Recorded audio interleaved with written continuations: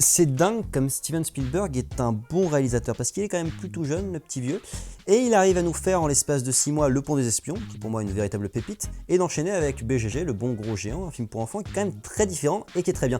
Ça me rappelle une époque où il nous avait sorti Jurassic Park, et puis quelques temps plus tard, il nous avait sorti La Liste de Schindler. Ce sont quand même deux films qui n'ont pas grand chose à voir. Bref, aujourd'hui je vous parle de Bon Gros Géant en 180 secondes. Sorti le 20 juillet et réalisé par Steven Spielberg, Le Bon Gros Géant nous raconte donc l'histoire d'une orpheline qui se lie d'amitié avec un géant solitaire qui est distributeur de rêves. J'ai envie de le formuler comme ça.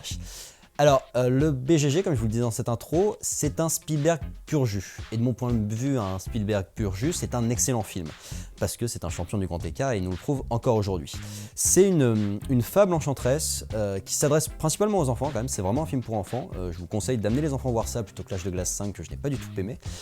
Mais dont le sérieux cinématographique en fait est capable de convaincre tout le monde. C'est-à-dire que ça s'adresse aux enfants, mais c'est tellement bien réalisé, tellement bien foutu, qu'on se retrouve son âme d'enfant devant ce film-là, alors qu'il y a certaines blagues qui sont carrément distribuées pour les enfants. Il y a notamment des blagues sur le crépi-prout.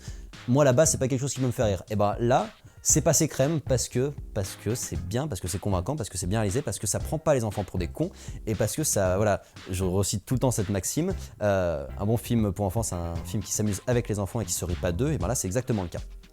En plus, le fond est quand même très beau, dans le sens où on se focalise sur cette rencontre et cette amitié entre ces deux êtres complètement ostracisés, donc entre la gamine orpheline et entre le géant complètement solitaire, mis à l'écart par ses compères géants. Et ça fonctionne très bien parce que ça aborde des thèmes de fond qui sont larges, qui sont tendus, qui sont difficiles, l'abandon, la solitude, la noirceur de l'âme aussi, parce qu'il y a toute cette question sur les rêves et sur les cauchemars qui est assez bien abordée.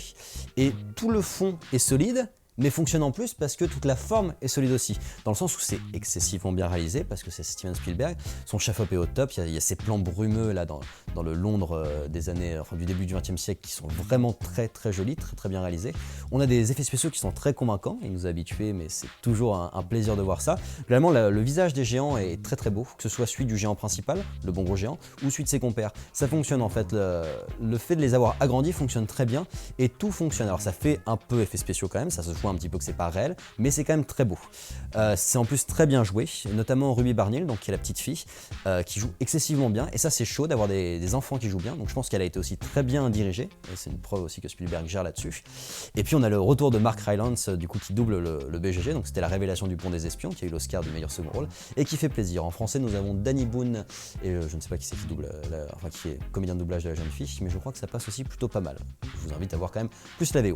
Et puis pour finir, j'ai envie de dire que la musique, c'est un Steven Spielberg, alors qui est-ce qu'on est à la musique? Et ben on a John Williams, et alors lorsque les deux papis se mettent ensemble, et ben ça rock, et ben voilà, ils savent gérer, ils déconnent pas, vraiment ces deux-là, c'est un mariage parfait quoi, la zik est parfaite, fonctionne parfaitement.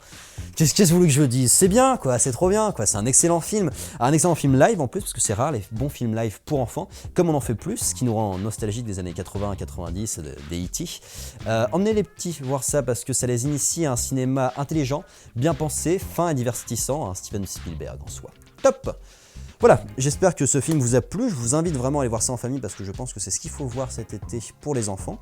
Et puis je vous invite à liker, commenter, vous abonner, me donner votre avis, ça m'intéresse, comment vous avez ressenti ce BGG. Et puis je vous donne rendez-vous sur la page Directive Première pour découvrir d'autres critiques ciné en 180 secondes.